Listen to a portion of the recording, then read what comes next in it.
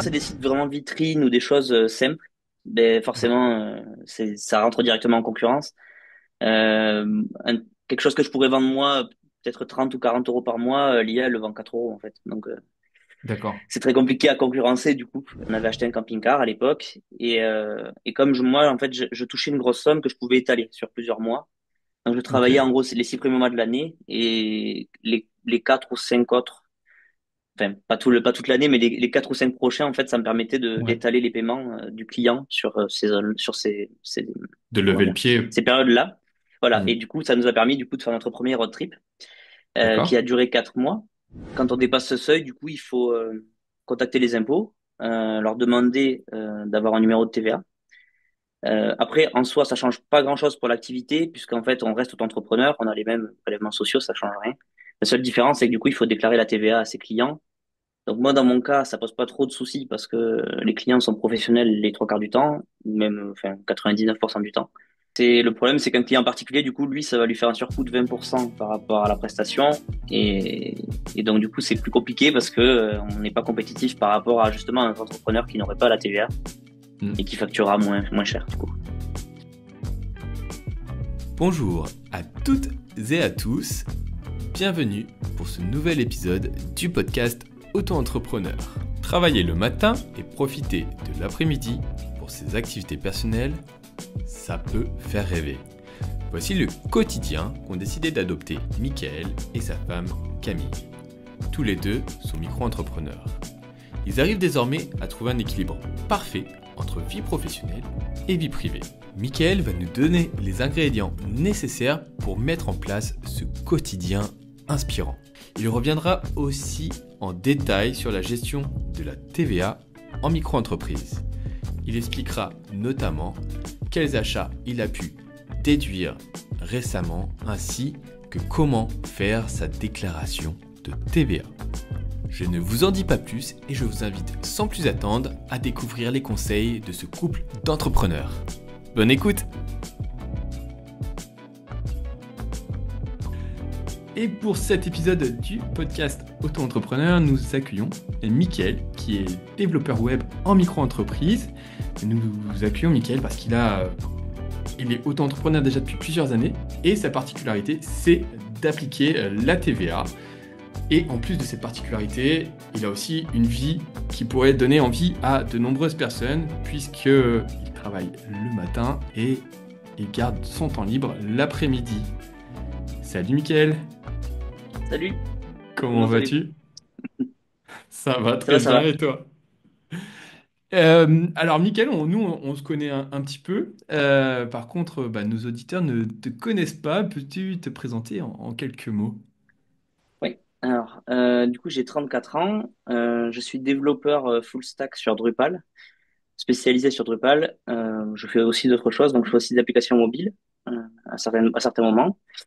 Et je suis aussi bricoleur du dimanche, pas un auto-entrepreneur du coup, mais on rénove une maison du coup avec ma femme dans le Gers. Voilà.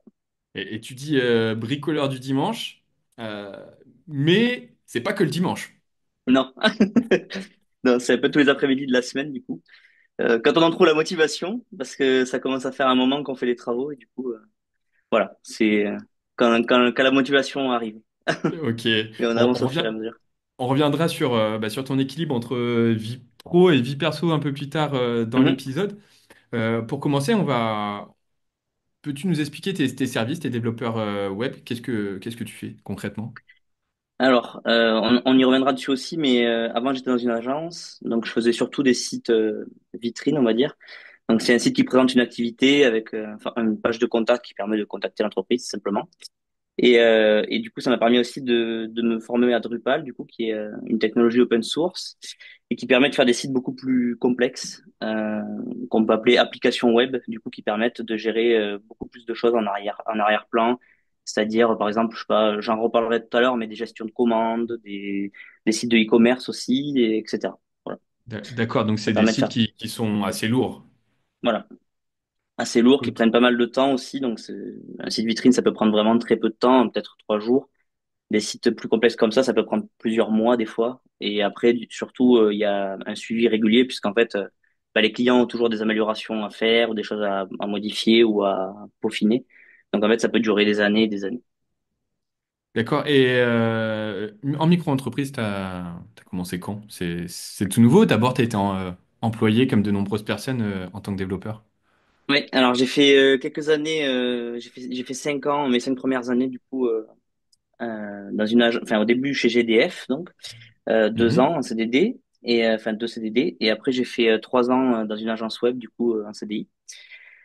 D'accord. C'était un peu compliqué parce que les agences web il peut y avoir quelques frictions des fois quand les équipes bougent, il y a beaucoup de turnover etc. Donc du coup ça peut être assez compliqué.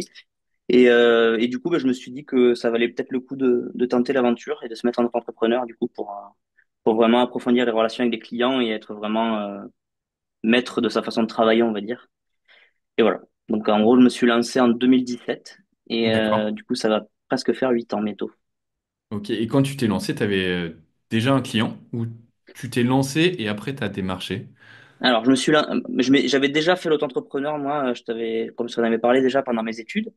Donc, pas longtemps, j'avais fait ça quelques mois, mais ça m'avait permis déjà d'avoir un ciré, une autre entreprise du coup pour voir comment ça se passe. Donc je connaissais un peu la procédure déjà. Ok. Après je l'ai fermé parce que j'étais en CDI et j'en avais plus besoin sur le moment. Et du coup après j'ai rouvert ça en quittant mon ancienne entreprise du coup. À ce moment-là, j'avais pas vraiment de clients. J'avais des projets moi personnels. Je voulais notamment on travaillait sur Drupal 7 là où je travaillais donc je voulais apprendre Drupal 8. Mon entreprise le faisait pas encore donc en fait je voulais vraiment prendre un peu de temps au départ pour faire ça. Mhm. Et du coup, au fur et à mesure, en fait, il y a des clients qui sont partis de la boîte où j'étais et qui sont venus en fait pour travailler avec moi parce qu'ils avaient apprécié le contact qu'on avait à l'époque. Donc du coup, au fur et à mesure, j'ai eu plusieurs clients et je travaillais un petit peu encore avec mon ancienne agence aussi, du coup en freelance. Ah, Ça d'accord, m'a ouais. permis Donc, de faire parce la que là, transition. parce que là, je me disais, bon, ton ancien employeur, il a pas du trop apprécié que tu En fait, il y a reprennes des clients qui Reply. m'a laissé. Il y a des clients qui D'accord. m'a laissé parce qu'il pouvait plus les gérer lui. Ouais. Et du coup, il y en a d'autres par contre, il y a eu un point de friction. Mais bon, Ouais. ça s'est réglé après. Ok. Et donc, tu disais que tu avais déjà été auto-entrepreneur donc avant, donc pendant tes études, Mhm. c'était dans le même domaine? Oui, et en plus c'était avec la même agence parce qu'en fait j'ai fait mon stage d'études dans cette agence-là. Ok. Et du coup en gros ils avaient un petit besoin régulier de développement mais ils n'avaient pas forcément les compétences en interne tout le temps. Donc du coup en gros j'avais ouvert mon entrepreneur pour pouvoir les aider un petit peu à certains moments. Ok. Tu parlais donc là que c'était lorsque tu étais étudiant, tu as débuté ta première micro-entreprise. Justement, quel type d'études il faut réaliser pour devenir développeur web? Alors aujourd'hui il y a énormément de possibilités différentes. À l'époque c'était un peu plus compliqué. À l'époque en gros il fallait au moins un bac+2. Donc moi j'ai fait un DUT informatique. Il y a aussi un BTS, qui est possible plusieurs d'ailleurs, il y a plusieurs BTS différents. Mhm. Moi, j'avais rajouté une licence pro parce que je savais pas encore enfin, j'étais pas encore destiné à devenir auto-entrepreneur. Donc, pour être en entreprise, ça faisait avoir 3 ans, bac+3 au lieu de bac+2. Ça permettait de peut-être d'avoir des meilleurs salaires. En fait, en vrai, pas tant que ça parce que les grilles salariales, c'est les mêmes pour le bac+2 et bac+3, plus ou moins. Ça dépend Ok, du bureau, mais en général, c'est plutôt les mêmes. Euh, voilà, j'ai pas fait de master parce que je voulais travailler en fait. J'avais vraiment envie de de de voir ce qu'allait donner mes études du coup et de vraiment mettre en pratique ce que j'avais appris. ouais, Le problème c'est que du coup, moi j'aime bien des fois, j'ai déjà eu l'occasion d'enseigner plusieurs fois et j'ai beaucoup aimé. Mais le problème c'est que pour vraiment enseigner dans des établissements qui font de l'informatique, en général il faut un master. Donc du coup, je peux pas vraiment enseigner comme je voudrais. Si j'avais vraiment envie de pousser ce côté-là, je pourrais pas vraiment parce qu'il faut un master. Voilà. Donc c'est une chose à d'accord. savoir aussi. Mais aujourd'hui, est-ce que justement les parcours pour devenir développeur web, ils ont pas un peu évolué? Moi, je suis pas spécialiste du domaine, mais j'ai quand même l'impression qu'il y a plein de formations qui existent. Pas Oui. spécialement, on va dire, les parcours classiques, voilà, comme tu parlais de BTS, de DUT, pas forcément les parcours type. Et à n'importe quel âge, j'ai l'impression qu'on peut resuivre une nouvelle formation qui peut être des fois très condensée sur quelques mois. Qu'est-ce que tu en penses, toi? Et justement, bah, est-ce que si le souhait d'être professeur, est-ce que dans ce type de formation, ça serait pas une opportunité? Alors, justement, c'est très récent d'ailleurs. Dans le Gers, en fait, à Auch, il y a une formation qui vient d'ouvrir, qui est vraiment compressée. Donc, c'est-à-dire que c'est 10 mois complets, donc c'est 6 mois de cours et 3 mois de stage. Et Mhm. je crois qu'il y a un autre mois de cours pour terminer. Et en fait, ça permet d'avoir un diplôme équivalent à un bac+2 du coup, mais en 10 mois au lieu de 2 ans. Donc, ça vient d'ouvrir à l'instant, là. D'accord. Et oui, ça m'intéresse pour le coup. Et du coup, il y a plein d'autres formations aussi. Et il n'y a pas que des formations diplômantes, puisque notamment, à l'époque, ça s'appelait le site du zéro, mais maintenant, ça s'appelle Open Classroom. Et en fait, ces sites-là permettent de faire des formations aussi, qui sont diplômantes, mais c'est pas des diplômes qui correspondent à un bac+2 ou autre chose. Mais par contre, pour se lancer dans le monde du travail, surtout en informatique, ça peut des fois suffire, parce qu'en fait, il faut avoir surtout derrière un book de création, en fait. Une D'accord. personne en fait qui a déjà fait des sites et qui a déjà des choses à montrer peut décrocher un travail même si elle n'a pas forcément un bac+2 par exemple. Ouais, aujourd'hui, bah, toi, avec l'expérience que tu as des années d'expérience, tu as ton compte. Mhm. Euh, le master que t'as pas fait, il te pénalise pas. Pas pour enseigner si, mais sinon pour le reste non. Et après c'est sûr que voilà, il y a pas de blocage ailleurs, enfin dans le monde professionnel en tout cas il n'y a pas de blocage pour travailler avec des clients et notamment du coup ben on peut vraiment en fait moi pour moi la seule chose qui suffit en fait vraiment pour être informatique, enfin pour être bon en informatique et vraiment essayer de proposer ses services, c'est d'être curieux de vraiment aller jusqu'au bout des choses, chercher, faire de la recherche beaucoup pour trouver ce qu'on veut faire en fait. Parce qu'il y a tellement de possibilités et tellement de technologies différentes que on peut tout apprendre avec du temps, Ouais, mais il suffit juste de avoir de la curiosité pour pouvoir ben, aller jusqu'au bout et devenir meilleur dans un domaine ou un autre. Parce que moi je parle ouais, de Drupal, mais il y a plein d'autres CMS, il y a WordPress, il y a plein d'autres petites choses aussi, il y a des technologies différentes, il y a Symfony, donc Drupal c'est fait avec Symfony. Il y a ouais, plein de domaines. Et même dans le web, il y a plusieurs métiers, puisqu'il y a le référencement, il y a le community management. ouais. Donc voilà, il y a énormément de métiers différents et énormément de technologies différentes dans chaque métier aussi. Donc Ok. avec beaucoup de curiosité, en fait, on peut vraiment avoir un éventail rapide de compétences.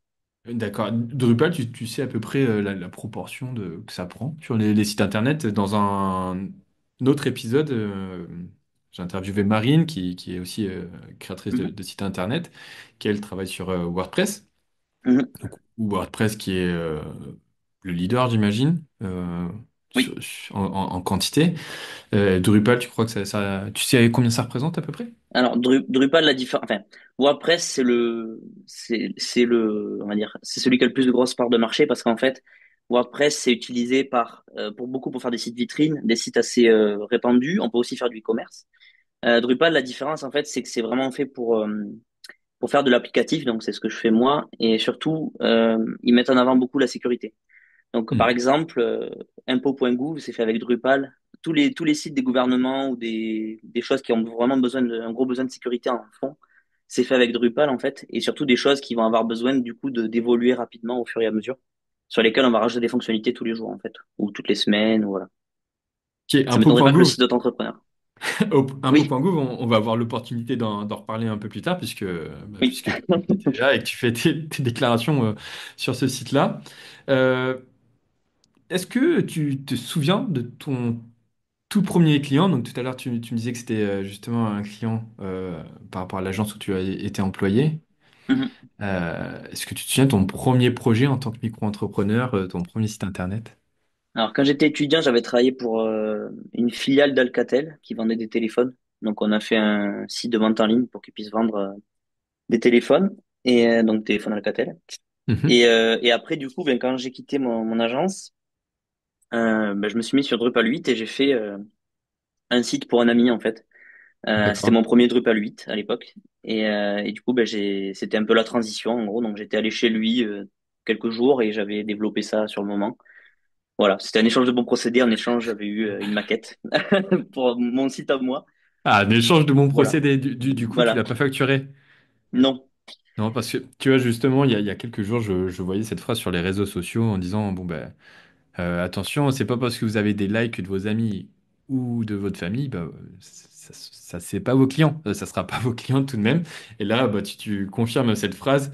que finalement tu as travaillé, mais donc plus pour un échange de bons procédés pour un ami. Ok. Et aujourd'hui, donc, ton quotidien, tes projets? Alors, je fais toujours pas mal de choses à la fois. En fait, ce qui est intéressant aussi dans ce domaine, c'est qu'on peut avoir pas mal de projets en même temps. Mm. Et puis, si par exemple il y en a un qui marche pas, on peut le laisser en pause et faire quelque chose d'autre en attendant. Du coup, je m'étais noté ça parce que c'est intéressant aussi. Au début, quand j'ai fait Drupal 8, en fait, après, j'ai créé un projet avec plusieurs personnes. Donc, on a ouvert une entreprise à part de la mienne, du coup, et on a créé un projet qui s'appelait Louer une piscine, qui permettait de louer une piscine à la demi-journée ou à la journée pour aller chez des gens, en fait, et se baigner. Donc, c'est le même principe qu'Airbnb, mais au lieu de louer un logement, on loue une piscine.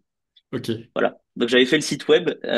Malheureusement, c'est fermé aujourd'hui, mais bon, ça a fonctionné quelques années.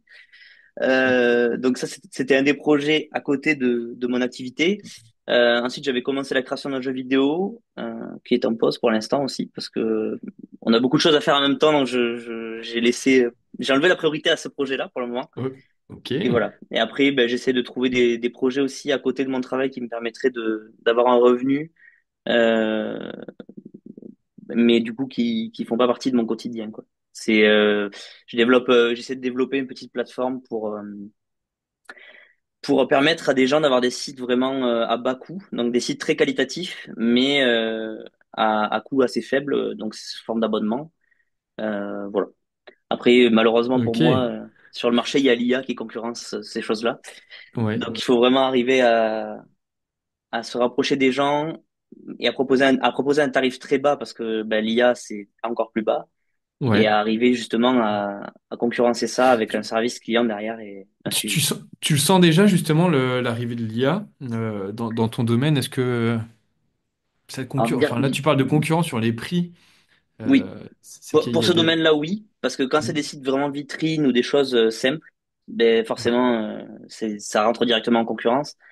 Quelque chose que je pourrais vendre moi, peut-être 30 ou 40 euros par mois, l'IA elle le vend 4 euros en fait. Donc D'accord. c'est très compliqué à concurrencer du coup. La seule chose qu'on a pour nous en fait, c'est ben, le fait qu'il y ait un suivi derrière, qu'il y ait une personne, un humain en fait, qui va pouvoir donner des conseils sur l'activité de la personne, essayer de se motiver pour donner des conseils pour qu'elle évolue et qu'elle fasse les choses mieux, qu'elle présente mieux ses produits, qu'elle essaye de vendre d'une autre manière, alors que l'IA Ouais. ne le ferait pas. Mais bon, c'est un peu Ouais. voilà, la seule différence qu'il y a et surtout ben, le contact humain, c'est tout. D'accord. Pour le coup, Est-ce que pour ces justement, sites-là en tout cas. certains de tes clients que tu as aujourd'hui, est-ce que tu les sens déjà envisager peut-être de réduire tes services ou de s'en passer pour utiliser l'IA à la place? Alors, mes services à moi, quand c'est des choses complexes avec un applicatif derrière, non, parce que ben, c'est pas possible pour le moment. Je sais pas si ça le sera plus tard, mais en tout cas pour le moment c'est pas possible. Par Mhm. contre, d'autres services, oui, puisque bon, on en reparlera tout à l'heure, mais donc Camille, ma femme en fait est rédactrice web, j'en reparlerai plus longuement, mais et du coup ben elle voit déjà les problèmes se profiler. Et mais il y a aussi l'inverse, c'est-à-dire qu'il y a des clients qui veulent qu'elle certifie qu'elle n'utilise pas l'IA, par exemple, et qui veulent vraiment un contenu rédigé par un humain et qui vont vouloir cette certification et être sûr que ce n'est pas fait par une IA aussi. Donc il y a du bon et du mauvais, ça dépend. D'accord, ouais, donc bah oui, c'est pour garder l'authenticité peut-être des articles rédigés par une vraie Hmm, personne, ça je voilà. l'entends. Bah, la transition est toute faite, hein, donc tu parlais de Camille, donc ta femme.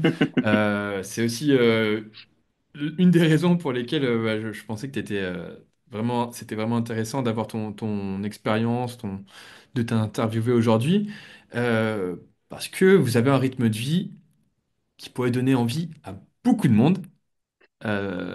C'est-à-dire que vous êtes tous les deux micro-entrepreneurs, donc toi en tant Oui. que développeur web et Camille donc, qui rédige des articles. Mhm. Euh, et la particularité, c'est que vous avez réussi à organiser votre emploi du temps de façon à faire votre vie professionnelle le matin et l'après-midi, c'est vie perso. C'est bien ça? C'est ça. Alors, c'est pas tous les jours comme ça, hein, ça déborde des fois, forcément. Ouais. On n'est pas à l'abri, il y a des petits aléas. Et ça s'est pas fait tout de suite non plus. En fait, pour moi, il y a deux étapes. Au départ, on était vraiment on travaillait classiquement, donc pour s'y habituer, etc. On faisait des horaires classiques. Moi, après aussi, j'ai travaillé avec des agences web, beaucoup. Il y a une Mhm. période où je travaillais à Toulouse, en fait, avec une grosse agence web. Et en gros, ben, j'étais pas employé parce que j'avais toujours d'autres clients à côté, donc il n'y avait pas de choses mauvaises dans ça. Mais par contre, j'avais 3 ou 4 jours par semaine qui étaient occupés par cette agence. Du coup, ça permettait d'avoir des revenus assez conséquents c'est ce qui nous a motivés en fait à partir pour notre premier road trip. Donc en fait, on avait acheté un camping-car à l'époque et comme moi en fait, je touchais une grosse somme que je pouvais étaler sur plusieurs mois. Donc je Ok, travaillais en gros les 6 premiers mois de l'année et les 4 ou 5 autres, enfin pas toute l'année, mais les 4 ou 5 prochains en fait, ça me permettait de ouais. d'étaler les paiements du client sur De comment lever le dire pied. ces périodes-là. Voilà. Et Mhm. du coup, ça nous a permis du coup de faire notre premier road trip qui D'accord, a duré 4 mois. Et donc en rentrant de ce road trip, donc pendant 4 mois, on travaillait, je dirais un jour par semaine peut-être à peu près. d'accord. Camille, elle commençait, hein, elle avait pas, elle commençait à être auto-entrepreneur, donc ça lui a permis aussi de se former, de commencer à se faire une clientèle, à tester un peu pas mal de choses. Donc ça lui a permis de se lancer. Mhm. Et donc quand on est rentré, après on a repris un rythme classique comme avant.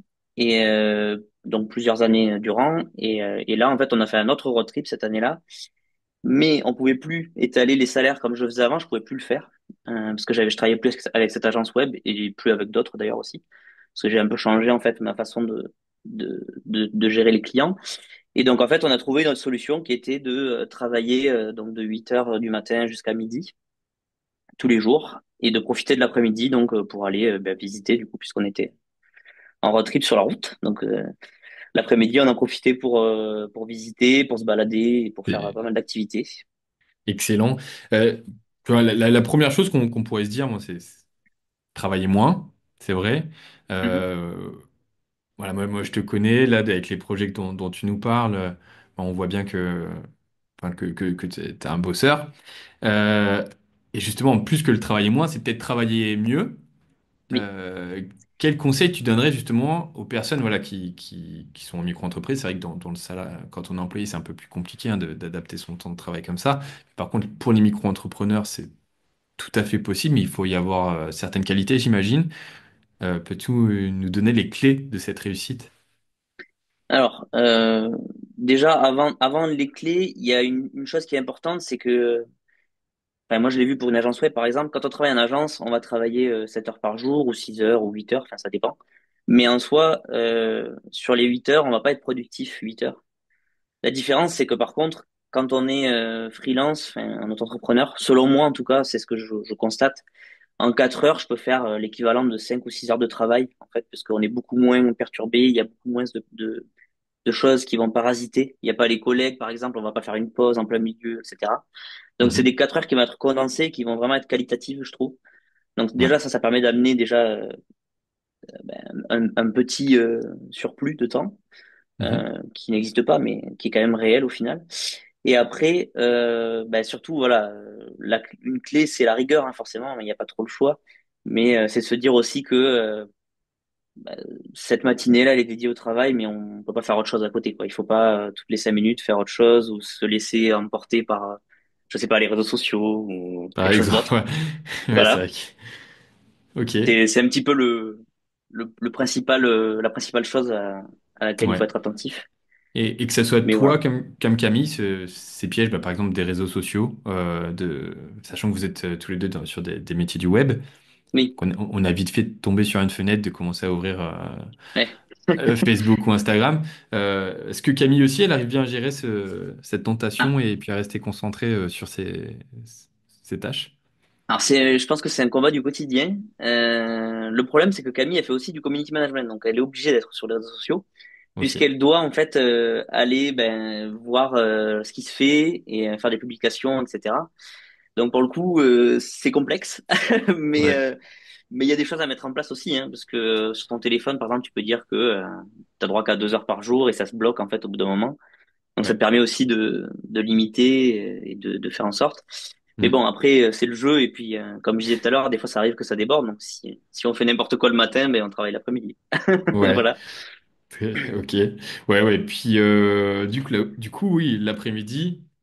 Par contre, là, c'est vos projets à vous, Ouais. c'est vos projets perso. Donc là, vous rénovez, vous travaillez sur votre maison, c'est ça? Oui, alors on a plusieurs projets, mais ouais, on rénove une maison. Avant de partir en road trip, il fallait qu'on aménage notre van, donc on passait du temps là-dessus. Camille écrit un roman aussi à côté. D'accord. Et moi, du coup, ben, avant, je prenais mon temps libre pour travailler sur mon jeu vidéo, par exemple. Maintenant, c'est plus trop le cas, mais voilà. Puis après, on peut faire d'autres activités qui sont complètement différentes, c'est-à-dire lire ou jouer aux jeux vidéo, enfin, Ouais. des choses classiques que tout le monde fait, hein, mais du coup, Mais que tout le monde fait ça en nous laisse un peu plus de général temps. après 18 heures. Voilà. Ok. Euh, Tu pourrais nous donner bah, justement les avantages de vivre à deux en tant que micro-entrepreneur. Donc là, bon, les avantages, ils sont clairs, c'est de gérer le temps libre. Est-ce qu'il y en a d'autres? Il y en a d'autres, oui, je pense. Ben, il y a ça rend très facile aussi les aléas du quotidien, parce qu'en fait, par exemple, je dis une bêtise, mais si on a un rendez-vous à prendre rapidement chez le médecin ou quoi que ce soit, on n'a pas d'impératif vraiment enfin, on n'a pas à part si on a déjà des réunions de prévues, mais ce que je veux dire, c'est qu'en fait, on peut dire, ben, je suis disponible tous les matins, par exemple, donc dites-moi. Ouais, Et surtout dans des rendez-vous qui sont, par exemple, je sais pas, moi, l'ophtalmo ou des choses comme ça, c'est des choses qui vont prendre 6 mois des fois. Et en fait, ouais, ça peut nous permettre vraiment de prendre un rendez-vous absolument quand on veut et surtout d'avoir le plus rapidement possible. ouais, Alors que des gens, par exemple, seront coincés parce que le vendredi, ben, ce sera par exemple à 16 heures le vendredi, mais ils peuvent absolument pas le faire à cette heure-là. Donc voilà. d'accord. Ça, c'est le premier avantage. Ensuite, ben, ça nous permet de faire des choses en plus. Alors, nous, on n'a pas d'enfant, mais bon, ça n'a rien à voir, mais on a un chien, par exemple, si on veut vraiment le promener C'est plus, souvent les mêmes obligations. C'est voilà. souvent. Si on veut le promener plus ou vraiment prendre du temps pour pouvoir sortir plus avec lui et qu'il soit plus Hmm, heureux aussi pour pouvoir se balader, on hmm, peut rajouter ça dans notre planning en fait, dans la journée, sans se poser de questions. Et même des fois, ça peut être même ne pas être planifié puisqu'on peut bah, travailler un peu moins le matin, par exemple, et rajouter un petit peu l'après-midi. Et en échange, ben, à midi, on peut aller promener 2 heures, par exemple. Voilà. Ça rend vraiment la composition des journées très libre, quoi. Ouais, donc la composition des journées comme vous voulez, de road trip, bon, tout ça c'est super, c'est joli. Il doit bien y avoir quand même quelques points noirs à être en couple, les deux micro-entrepreneurs. Oui. Alors bah, pour moi, c'est pas un point noir parce que ça me touche pas directement, mais je pense qu'il y a des gens qui pourraient pas être tout seuls, par exemple, enfin tout seul à deux, je veux dire, mais pas avoir de collègues ou rencontrer de nouvelles personnes. Mhm. Alors moi, je rencontre des clients, je parle avec de nouvelles personnes, etc. Donc ça me permet quand même de voir du monde. Camille, c'est un peu différent, mais je sais que par exemple, j'ai une amie qui était auto-entrepreneur et qui avait besoin de contact humain, donc elle a dû reprendre un travail au moins à temps partiel, mais ça lui a permis du coup de continuer à avoir de nouvelles personnes et pas rester toute seule avec son copain ou son mari en fait à la maison Et dans la ouais, même pièce. ouais, ouais, Voilà. ouais. Après, Parce, oui, parce que là, c'est vrai qu'avec Camille, donc vous êtes mari et femme, mais vous êtes presque collègues au quotidien. C'est comme si c'était une sorte de petit bureau où vous étiez là tous les deux tout le temps, quoi. c'est un petit bureau, on est tous les deux Ouais, dans la même pièce. On a essayé de faire deux pièces différentes aussi, on a essayé plein de choses, hein. De toute façon, je pense ouais, qu'il faut adapter avec chaque personne aussi. Enfin, chaque couple est différent. Il faut que les personnes aussi prennent leur marque et peut-être qu'il y en a qui vont être bien dans deux pièces différentes, par exemple. Je sais que mm, moi après, dans mon activité à moi, j'ai pas mal de clients au téléphone ou des visios. Ça peut être perturbant pour elle parce que du coup ça la déconcentre et voilà. Donc le fait qu'on soit dans la même pièce, c'est pas forcément toujours agréable puisqu'en fait ouais, ben moi je dois téléphoner quand même plus qu'elle et aussi j'ai des visios donc soit des fois on se sépare, on change de pièce pour vraiment éviter quand c'est vraiment long. mm. Mais voilà, ça peut poser des petits problèmes. D'accord. Est-ce que tu as des anecdotes à nous partager justement sur ce mode de vie un peu spécial? Ben, comme je disais, des fois ça nous arrive de vraiment de se dire qu'on n'a pas envie ou qu'on a sur le moment on veut faire autre chose en fait et on peut directement partir faire quelque chose en fait tout de suite Ouais. dans la même journée. Donc on peut partir. Ça nous est pas arrivé de prendre le van et de partir pour une semaine par exemple, mais on peut juste se dire que bah, cet après-midi, enfin cette journée aujourd'hui, on préfère se balader plutôt que de travailler et puis on reporte ça sur un autre moment. Ouais. Et puis moi, par exemple, alors bon, ça parlera à ceux qui jouent aux jeux vidéo, mais il y a l'été dernier, non, il y a 2 ans, l'été, j'avais un format un peu particulier. J'avais un client en fait qui me demandait de faire une refonte de site. Et moi, je travaillais vraiment 4 heures par jour dessus. Donc en fait, c'était vraiment le but. Et ça me donnait un calendrier pour finir le site à tel moment. Et du coup, vu que l'après-midi était libre, voilà, pendant tout l'été, du coup, j'ai joué à Elden Ring tout l'été et j'ai terminé le jeu du coup. Voilà, D'accord. en Voilà. même temps que le projet, c'était Pendant que la chose en parallèle. d'autres partaient à la plage, tu terminais Elden Ring. Voilà, c'est ça. Excellent. Excellent. Super. Eh bien, attention, hein, je le dis pour nos auditeurs, bon, c'est voilà, c'est vrai que c'est un mode de vie qui peut attirer. Euh, Comme l'explique Mickaël, voilà, il faut de la rigueur. Tu l'as dit dès le début, hein, que c'était une des choses qui était importante. Donc voilà, je pense que la rigueur, c'est une des clés pour justement, si vous souhaitez diminuer votre temps de travail, c'est vraiment être très focus sur le temps où vous répondez à vos clients. Et tout ça, ben, ça affecte pas spécialement tes finances, puisque en tant que micro-entrepreneur, il y a un seuil où on applique la TVA, et ce seuil, tu l'as dépassé il y a déjà plusieurs années. Oui. Alors du coup, c'était en 2018. Alors, mon activité, elle se régule au fur et à mesure des années, hein. Donc, il y a des années où je fais quand même moins de chiffre d'affaires enfin, je suis en dessous du seuil de la TVA. Après, une fois Mm. qu'on a un numéro, de toute façon, on y reste. Mais voilà. Donc, au début, quand j'ai commencé, la première année, j'ai pas fait une année complète. Et puis l'année d'après, en fait, il y a eu pas mal de choses en même temps et j'ai dépassé le plafond. Donc, à l'époque, qui était de 32 600 euros, Ouais, qui est qui a maintenant à augmenté, 37 500. Voilà. voilà, qui a augmenté en début d'année au 1er janvier. Donc en gros, quand on dépasse ce seuil, du coup, il faut contacter les impôts, leur demander d'avoir un numéro de TVA. Après, en soi, ça change pas grand-chose pour l'activité, puisqu'en fait, on reste auto-entrepreneur, on a les mêmes prélèvements sociaux, ça change rien. La seule différence, c'est que du coup, il faut déclarer la TVA à ses clients. Donc moi, dans mon cas, ça pose pas trop de soucis parce que les clients sont professionnels les 3 quarts du temps, même enfin 99% du temps. Mais ça dépend des C'est-à-dire activités. qu'il récupère la TVA, à la Voilà. différence d'un client particulier. C'est bien ça, hein. Ouais.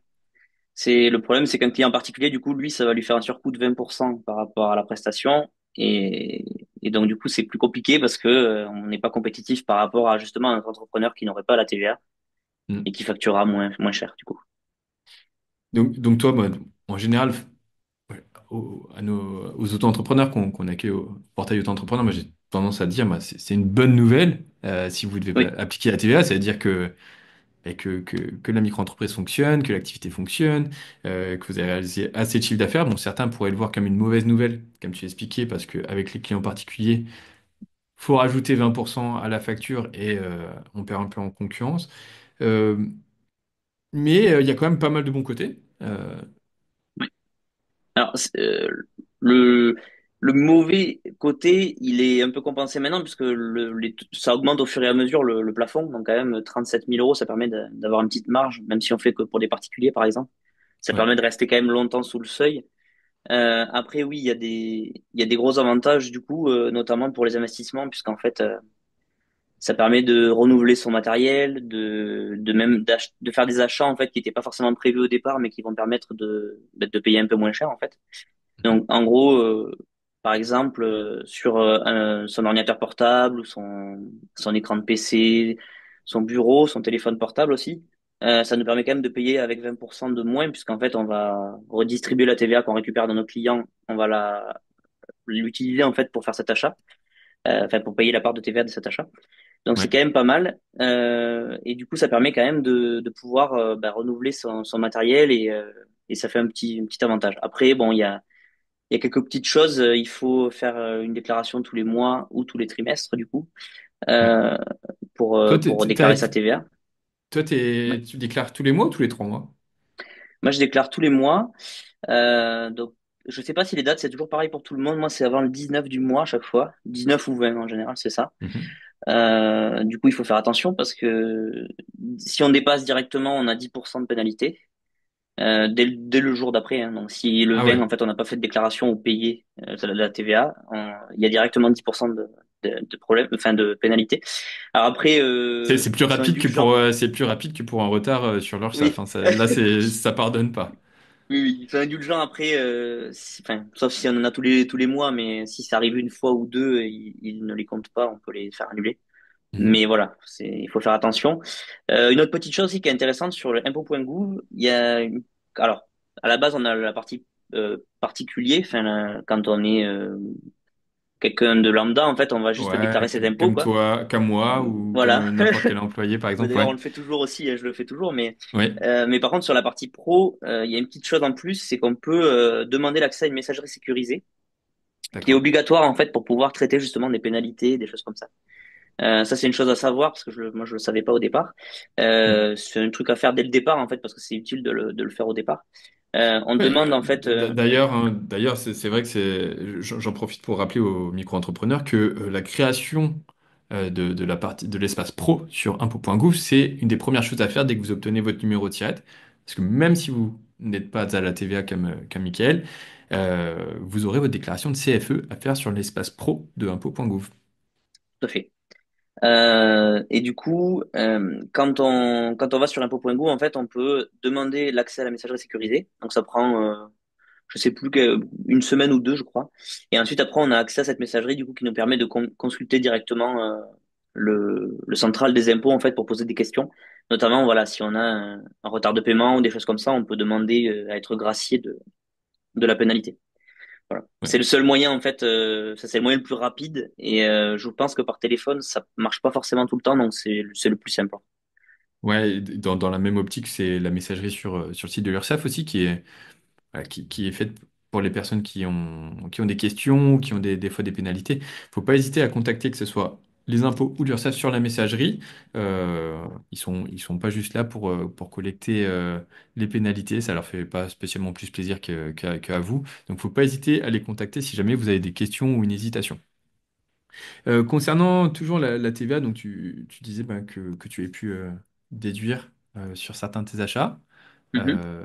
Le dernier en date, c'est quoi? Le dernier en date c'est mon téléphone je crois. Ouais. Ouais, j'ai acheté un téléphone du coup parce que le mien, celui que j'avais avant était vraiment très vieux et Ouais. du coup ben, ça m'a permis de déduire. Hein, l'avantage aussi, c'est que, ben, en fait, ça fait double emploi, mais en profitant des promotions, en fait, on peut vraiment payer beaucoup moins cher parce qu'en fait, si on a une promotion déjà sur le téléphone et qu'en plus on a 20% en moins, c'est vraiment très intéressant. Ouais. Du coup, on en a pas encore parlé, mais il y a aussi des achats qui sont pas possibles, Ouais. pas disponibles à la déduction, sauf cas exceptionnel. Mais par exemple, quand on est entrepreneur, on peut pas déduire sur le carburant, sur l'achat d'une voiture aussi, alors ça dépend si l'activité vraiment est dédiée à ça ou pas. Si c'est par exemple commercial et qu'on fait du porte-à-porte, on peut s'arranger en fait avec les impôts pour C'est un faire une poil, demande et c'est uniquement sur les véhicules de utilitaires ou société. professionnels. Ouais. Oui, voilà. Mais il y a toujours moyen en fait d'essayer de faire une demande, mais voilà, de base en tout cas comme ça, c'est pas possible Euh, pour ces dépenses-là. euh, Est-ce que tu as eu des mauvaises surprises ou est-ce que sur la TVA, dès que tu as commencé à devoir l'appliquer, euh, tu savais sur quoi tu pouvais déduire ou tu t'étais bien renseigné ou est-ce qu'il y a eu un moment où tu t'es dit, tiens, ça, je vais pouvoir déduire et que finalement, mauvaise surprise, t'as pas pu déduire? Alors, en général, j'ai toujours déduit sur des achats pour mon entreprise, donc j'avais pas trop de questions par rapport à ça, puisque c'est du matériel. Par contre, les Hmm. dépenses autres, je me prends pas la tête avec ça parce qu'il y en aurait beaucoup sinon, mais par exemple, le l'EDF, etc., on pourrait prendre une portion de l'électricité, par exemple, je sais pas. Mais Ouais. du coup, je le fais pas. Je pense que c'est possible, mais le mieux, ce serait, à mon avis, d'avoir une aide d'un comptable ou quelque chose pour être vraiment sûr de faire les choses correctement. Je préfère rester au matériel. Après, l'avantage que j'ai eu aussi une fois, c'était pour les réparations. Parce que par exemple, ben, j'avais mon ordinateur portable qui est en panne et ben, du coup, ça fait aussi plaisir de payer 20% de moins sur la réparation, surtout quand c'est très cher. Parce que Ouais, c'est c'est mieux que ça, rien. et c'est ça, et puis c'est important. Alors c'est un autre thème, mais c'est vrai que c'est important de réparer quand on peut. Peut-être que Oui, justement avec cette déduction, ça donne peut-être plus d'opportunités d'aller payer une réparation plutôt que d'acheter du nouveau matériel. Donc, ouais. euh, très bien. Une dernière chose sur la TVA. Donc tout à l'heure, hein, tu disais qu'une fois qu'on y est, on ne peut pas faire machine arrière. Je voudrais juste apporter une petite précision à nos auditeurs. Si vous ne dépassez pas le seuil de TVA alors que vous appliquez déjà la TVA, vous pouvez demander aux impôts à revenir en franchise en base de TVA. Alors dans le cas de Mickaël, c'est pas intéressant parce que comme tu nous l'expliquais, tes clients sont professionnels, Oui, donc oui. ça leur fait pas une augmentation de tarif et en plus ben tu bénéficies, tu peux déduire la TVA sur de nombreux achats. Voilà. Par contre pour des personnes dont les clients sont des particuliers, voilà, si une année vous dépassez le seuil et que vous devez appliquer la TVA, vous pouvez demander à revenir en franchise si vous restez sous le seuil de franchise l'année suivante. Moi, c'est intéressant, je savais pas, tu vois. Voilà, donc certaines personnes des fois hésitent, mais il faut faire la demande bien évidemment au service des impôts. Mais voilà, vous n'êtes pas bloqué à la TVA jusqu'à la fin de votre vie si après vous restez sous les plafonds de franchise. Euh, eh bien, on arrive bientôt au terme de cette interview, Mickaël. J'ai une dernière question, c'est la question que l'on pose à tous les invités du podcast Auto-entrepreneur. Mhm. Quel conseil donnerais-tu à quelqu'un qui hésite à se lancer en micro-entreprise? Alors il y en a plusieurs. Déjà, il faut, enfin, si on a un projet vraiment en tête qui nous prend aux tripes et qu'il faut vraiment qu'on réalise, il faut pas avoir peur de se lancer. Il y a plein d'alternatives pour pouvoir justement se lancer au départ et pas être lâché dans la nature sans aucun parachute. Moi, par exemple, j'ai fait une rupture conventionnelle dans mon ancien travail. Bon, après, c'est pas forcément tout le temps le cas, on peut pas tout le temps le faire, mais bon, ça arrive quand même souvent que les patrons soient ouvert à cette solution-là, ce qui permet d'avoir le chômage. Et en fait, quand on a le chômage et qu'on est entrepreneur, vu qu'on fait une activité à côté, hein, euh, on a le droit en fait d'avoir une aide justement du chômage qui nous permet de démarrer correctement une activité, même si au départ on gagne peu ou même rien. Oui, justement, Parce qu'en fait, oui, ça compense, hein, c'est ça. ça compense. Il y a un abattement fiscal aussi, donc par exemple, si on touche 1000 euros en auto-entrepreneur, il y a que 500 euros qui vont être comptés en fait dans le chômage. C'est comme si on avait touché 500 euros. Alors ça, c'est Donc ouais, ouais, c'est en effet, c'est hein, un gros. l'abattement est différent selon les activités. Voilà. Oui, Ouais. alors peut-être c'est pas le même Ouais. partout. Moi, c'est ce que j'ai eu en tout cas. Mais l'avantage, Mhm. c'est que du coup, ça permet quand même d'avoir une complétion plus importante et de pouvoir commencer son activité dans de bonnes conditions. Ouais. Et après, il y a une autre possibilité aussi, c'est d'avoir un mi-temps, hein, par exemple, le temps que l'activité démarre, et puis ensuite peut-être, si tout fonctionne correctement, de lâcher le mi-temps quand on le sent et de se dire bon, maintenant, j'ai plus de parachute, j'y vais, c'est Ouais. parti. Voilà, il y a ces deux solutions-là qui sont possibles. Et puis après, je pense que dans la vie enfin, la vie professionnelle d'une personne, elle est longue, ça dure 40 ans en moyenne. Donc, on n'est pas à l'abri d'être auto-entrepreneur à un moment et de redevenir salarié plus tard, ou voilà, ou de mixer les deux, ou voilà, on a plein de possibilités. On n'est pas, enfin, c'est pas une chose définitive. On va pas se lancer en entrepreneur et dire bon ben c'est fini, jamais de la vie, je reviendrai employé. Par exemple, moi, à côté, je fais pas des recherches intensives, mais dès que j'ai des solutions, j'essaie de voir si potentiellement plus tard pourrait pas prendre un mi-temps par exemple, ou voilà, pour avoir une base Ok. fixe de salaire et surtout avoir la possibilité de faire par exemple plus de choses, notamment des crédits à la banque, etc. Puisqu'en fait c'est plus compliqué quand on est entrepreneur aussi. Donc voilà, si on a un mi-temps, ça aide grandement à faire ces choses-là. Ou voilà, Ouais. ça permet de C'est- réaliser c'est- d'autres projets aussi.